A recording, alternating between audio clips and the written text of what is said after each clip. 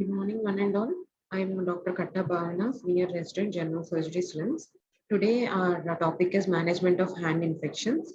And before going to the management of hand infections, it is important to know the anatomy of the hand and different types of organisms responsible for the hand infection. Coming to the anatomy of the hand.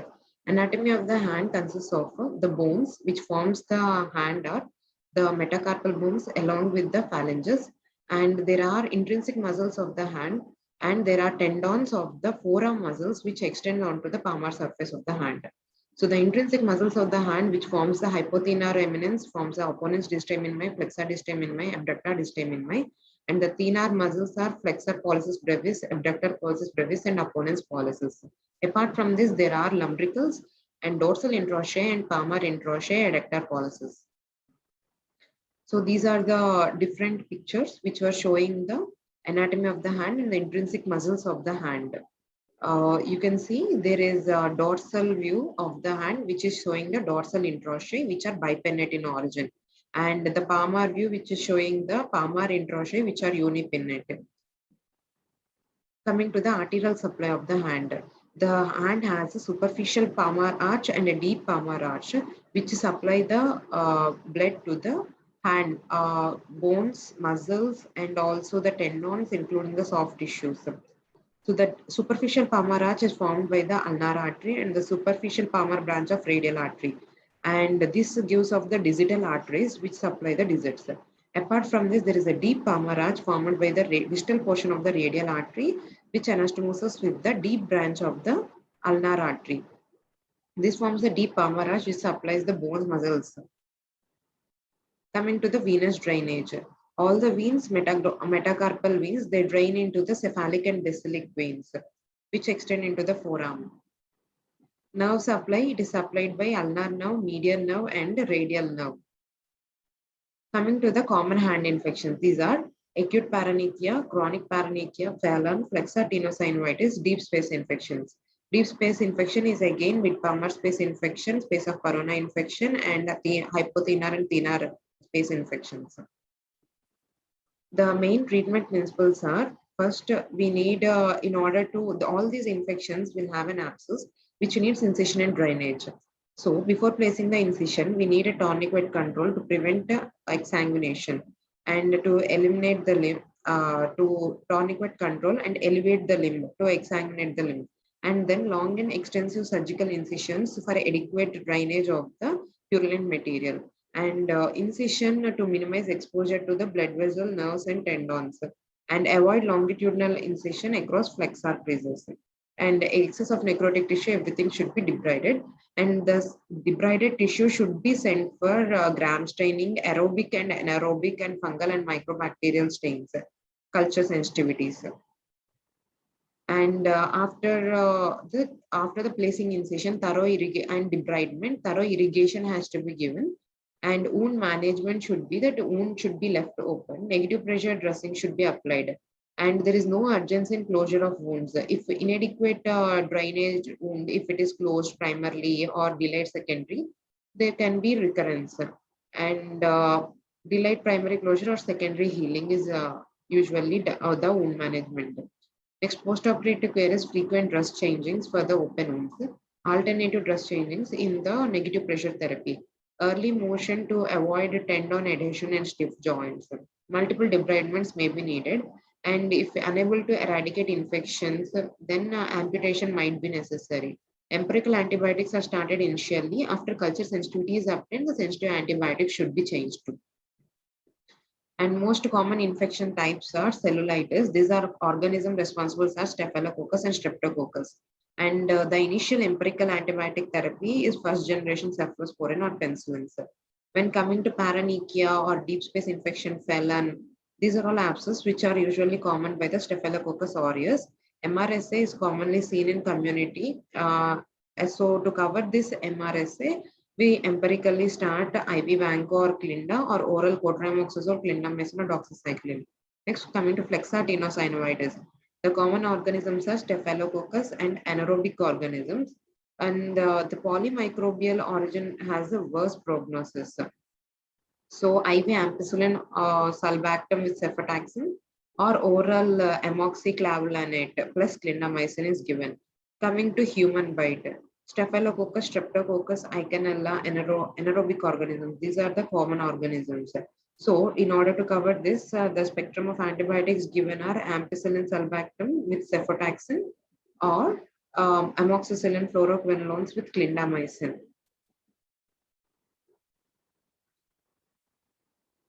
And animal bite, the most common organisms is Pasteurella multocida, Staphylococcus, Streptococcus. For this also, ampicillin sulbactam with cefoxitin or oral amoxicillin with clinda, or for patients who have penicillin allergy, fluoroquinolones with clindamycin can be given. And suspected community-acquired MRSA, IV vancomycin and clindamycin or oral cotrimoxazole clindamycin, and suspected hospital-acquired MRSA, vancomycin, linezolid or daptomycin should be given. In case of necrotizing fasciitis, Streptococcus or polymicrobial infection are the most common organisms. So broad spectrum beta-lactams with vancomycin with clindamycin should be given. And gas in soft tissue usually involves Clostridium perfringens and polymicrobial organisms. These are usually seen in diabetics and IV drug abusers which are immunocompromised.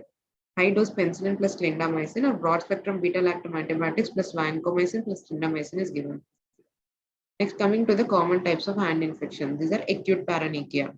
In acute paronychia, it is the most common infection of the hand. It involves the soft tissue fold around the fingernail, which can be seen in the picture to the left side. So the disruption of the barrier between the nail fold and the nail bed usually introduces the bacterium. And Staphylococcus aureus is the most common organism.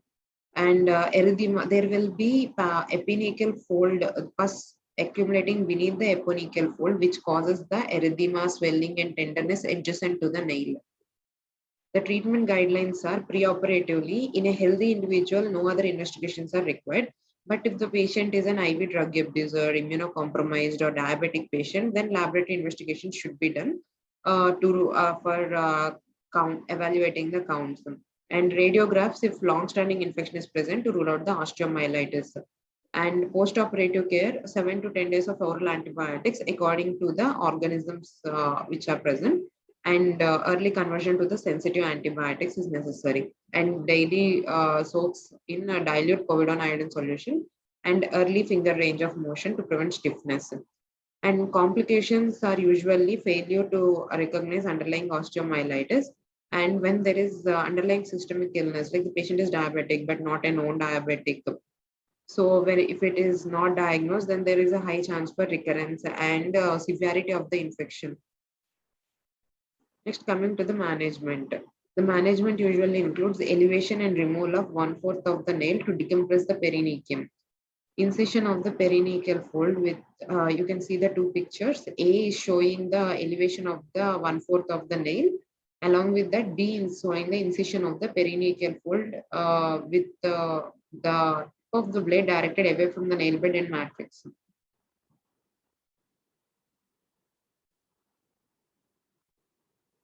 Here, there are multiple pictures which is showing the management of acute paronychia. And the picture A is showing elevation of epineural fold to expose the base of the nail. And B shows the placement of incision to drain the paronychia and elevate epineural fold with excision of the proximal third of the nail. And C to E demonstrates the elevation of the entire epineural fold with excision of the proximal third of the nail. Coming to chronic paronychia. This is usually seen in the middle-aged women. It is more common in women. And chronically indurated and rounded epineuchium will be present. The risk factors are frequent water immersion, psoriasis, immunocompromised diabetics. And the affected population groups are housewives, bartenders, dishwashers, nurses, and swimmers. The causative organism is usually mixed flora. And coming to management of the chronic paronychia, it is usually epineural marsupialization. The crescent-shaped incision is 1 mm proximal to distal edge of the epineural fold, extending from 3 to 5 mm proximally. The tissue is removed down, but not including the germinal matrix. The nail removal if deformity present. Operative treatment. The alternative approaches are the most commonly done is epineural marsupialization. The other treatments which can be done is Swiss roll technique. The Swiss roll technique consists of elevation of the nail fold and inverting the tissue and folding over non-adherent gauze and anchoring with sutures. The sutures are removed within 2 to 7 days. Either marsupialization or Swiss roll technique can be done, and most commonly done is marsupialization.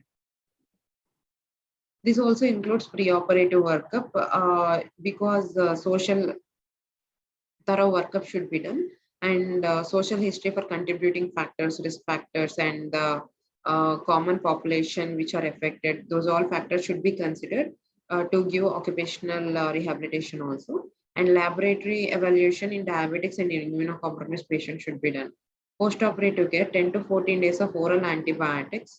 Oral antifungal medication should also be considered. Daily soaks in dilute povidone iodine solution and early finger range motion. The pitfalls are delayed diagnosis. Sometimes, because it is a chronically indurated wound, it can be a tumor or it can be a cyst, which can be left for chronic paronychia, but in case it is a tumor, so there will be a delayed diagnosis.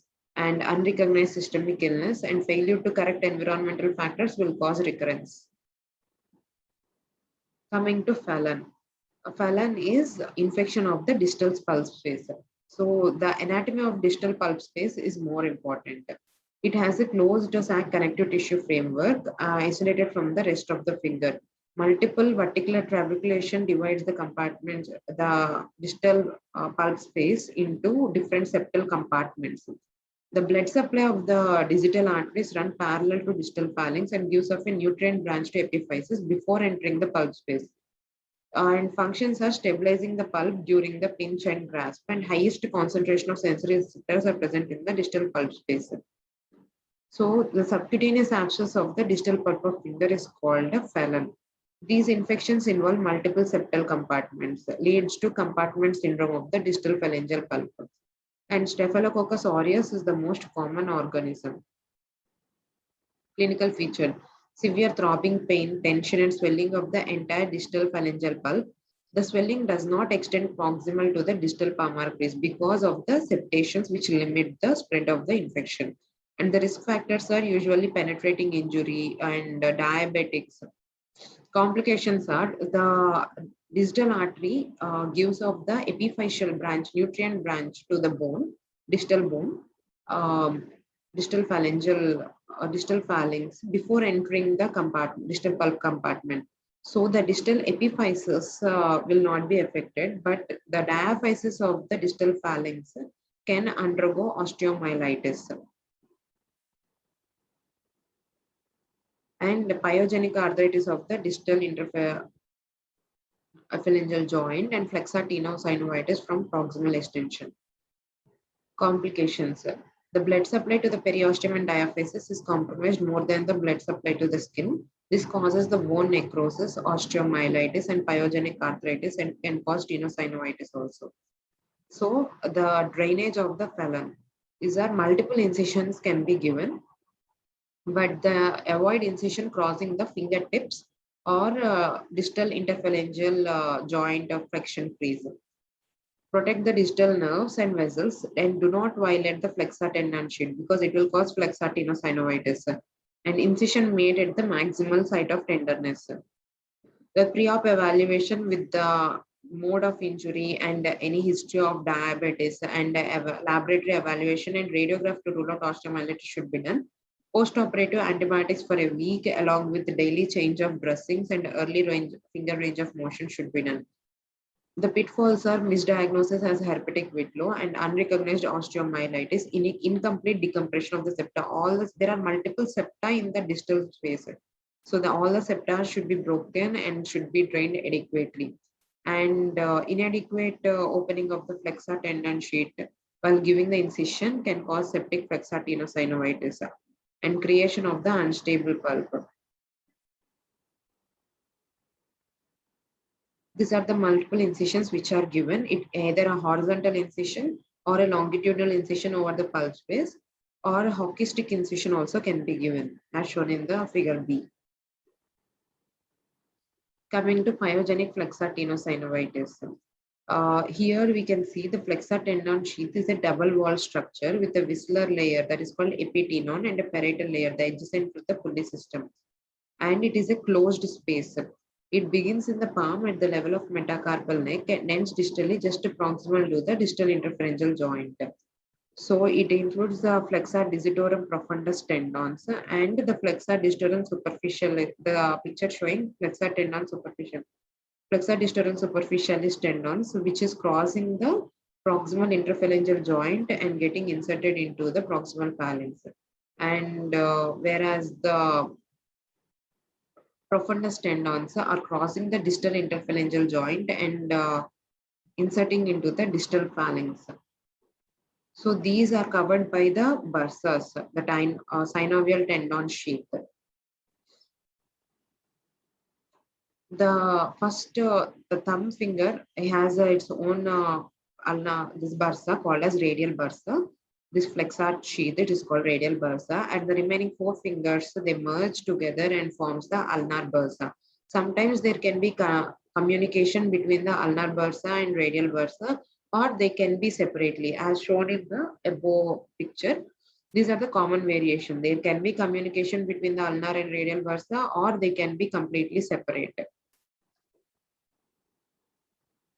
Next, pathogenesis. The closed space infection of the flexor tendon sheath. The purulence destroys the tendon gliding, creating adhesions. This leads to a limitation of the tendon function and loss of motion. And Staphylococcus aureus and beta hemolytic streptococcus and are the most common causative organisms. The risk factors are penetrating trauma involving the proximal interphalangeal joint and distal interphalangeal joint. Hematogenous in cases of disseminated gonorrhea. And the clinical features are, these are called canaval signs of acute flexor tenosynovitis. A semi-flexed position of the finger, and there is a symmetrical enlargement of the whole digit. This is called fusiform swelling. And excessive tenderness limit the course of flexor tendon sheath. And there will be an excruciating pain on passively extending the finger experienced along the flexor sheath, and it is not localized to a particular joint or abscess. Coming to the management is the different incisions can be placed for the drainage of the tendon sheath infections. These are open drainage through mid-axial approach. The figure A, which shows the open drainage incision through mid-axial approach, and figure B, which shows that sheath irrigation with the distal opening the sheath and proximal syringe irrigation. The figure C shows the incisions for intermediate through and through irrigation. Proximal and distal incisions are placed and irrigation is done. And D shows a closed tendon sheath irrigation technique. It is called Navasier's technique.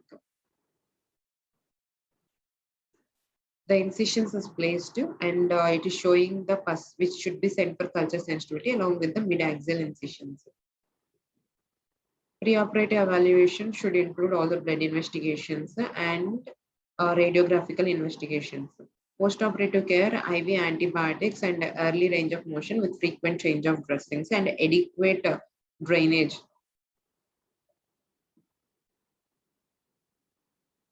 This radial bursa and ulnar bursa will extend proximally and will communicate with the space of corona.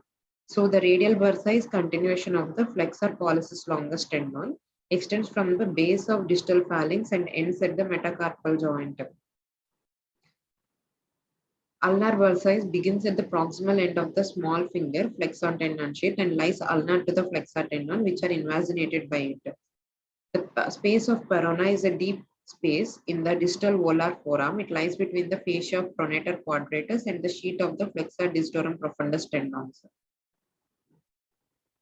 The common features of the flexor tenosynovitis is it's rarely occur as an isolated infection and the space of corona infections. This is a rarely isolated infection. Usually the tenosynovitis extends and causes the space of corona infection, and swelling and tenderness will be present in the thenar and hypothenar remnants. And usual causative organisms are beta hemolytic streptococci. Ulnar bursa infection, the tenderness at junction of the distal flexor phase of the wrist and hypothenar remnants. Radial bursa infection, infections, tenderness at the junction of distal wrist crease and thenar eminence, and perona space infection will cause tenderness and fluctuation in the distal volar forearm, distal flexion in the difficult. Operative management is the incision is used for exposure of proximal tendon sheath, and ulnar bursa and radial bursa, the proximal incision should be a longitudinal incision beginning at the proximal wrist flexion base and extending 5 centimeters proximally. The superficialis and profundus tendons retracted radially. Flexor carpi ulnaris and neurovascular structures retracted ulnarly. Bursa is exposed, opened, and drained. The complications are tendon adhesions, flexion, contraction of fingers and wrist, and restricted motions. Coming to the deep spaces of the hand. The deep spaces of the hand are mid-palmar space, hypothenar space, thenar space. The thenar space and mid-palmar space are divided by the mid-palmar septum, which is the septum extending from the palmar fascia. Three anatomically defined potential spaces lies between the muscle facial planes. These are thenar, mid-palmar, and hypothenar. And there are three superficial spaces also. These are dorsal subcutaneous, dorsal subaponeurotic, and interdigital web space. Coming to the deep spaces of the hand. So their boundaries. Coming to the thenar space. The thenar space dorsally, it is the fascia of adductor pollicis, second volar metacarpal, and first volar introosseous fascia. And on the volar side, the tendon sheath of index finger and radial palmar fascia. Radially, confluence of the adductor pollicis fascia and palmar fascia at the base of thumb proximal phalanx. And ulnar, it is the mid-palmar oblique septum. And coming to mid-palmar space, it is dorsally covered by the fascia overlying second and third volar introosseous muscle and periosteum of third, fourth, fifth metacarpals. And volar side, it is the flexon sheath of long ring and small fingers and palmar aponeurosis. Radially, it is mid-palmar oblique septum, and ulnar, it is hypothenar septum. And for hypothenar space, dorsally, it is periosteum of fifth metacarpal and fascia of deep hypothenar muscles, and volar palmar fascia and fascia of superficial hypothenar muscles. Radially, it is hypothenar septum, and ulnarly, it is fascia of hypothenar muscles. The proximal and distal extents are distal extent of all the spaces are deep transverse fascia at the level of the metacarpal head, and proximal extent is the base of the palm. And of these space infections, thenar space infection is most common and hypothenar is extremely rare. Coming to the clinical features of deep space infection, it is most common causes penetrating injury of the hand. In the thenar space infection, there will be wide abduction of the thumb and difficulty in opposition. In mid-palmar space infection, there will be loss of palmar concavity and fingers will be semi-flexed. And collar button abscesses, abduction of the adjacent fingers. Non-surgical there is no role for non-surgical management. There should be an incision and drainage is the management. So drainage of the thenar space. It can be a volar approach and or a dorsal longitudinal approach or a combined dorsal and volar approach. The figure A shows the volar approach along the thenar crease and B shows the dorsal approach. Dorsal approach usually will lead to inadequate decompression. So usually a combined dorsal and volar approach is used. Coming to the mid-palmar space infections. So the incision and drainage for mid-palmar space, it can be a transverse incision in the distal crease or a combined transverse and longitudinal approach or a curved longitudinal approach or a distal palmar approach through the lumbrical canal can be done. Coming to hypothenar space infections, the longitudinal incision can be given to decompress the hypothenar space. Coming to deep subfacial space infections. There are dorsal subcutaneous space infection, dorsal subaponeurotic space infections, and also web space infections. Dorsal subcutaneous space infections, these are extensive area of loose connective tissue is present in the dorsal subcutaneous space. The pus can accumulate over the entire dorsum. The usual common cause is the penetrating injuries, and clinical features, there will be fluctuation in tenderness on the dorsum of the hand with painful finger extension. The drainage is the incision is placed, dorsal longitudinal incisions are placed to drain the dorsal subcutaneous space infection. Coming to dorsal subaponeurotic space infection, it lies deep to the extensor tendons above the periosteum of metacarpal and fascia of dorsal interosseous muscles. The drainage is done, incisions are given along the margins of the extensor tendons. Coming to the web space abscess or collar button abscess. It involves the loose areolar tissue between the metacarpal heads and around the deep intermetacarpal ligaments.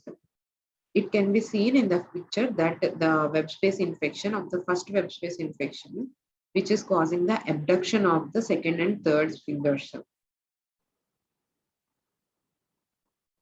The risk factors are usually fissures in the skin in between the fingers and distal palmar callus. Pain and swelling is localized to the web space and distal area of the palm. Adjacent finger lies abducted from each other. This helps differentiate it from the superficial space infections. The drainage methods, there are different incisions which can be given to drain the collar stud abscess. Either a curved longitudinal incision or a zigzag incision, volar zigzag and volar transverse incision, or a dorsal incision along with any of the volar incisions can also be given for adequate drainage. This clinical image shows the collar stud abscess involving the fourth web space. And the incision is placed and pus is drained, which is taken for the culture sensitivity. And this shows the zigzag drainage, zigzag volar incision, and there is a combined dorsal incision is also given. So dorsal along with zigzag volar incision for adequate decompression of the collar stud abscess was done.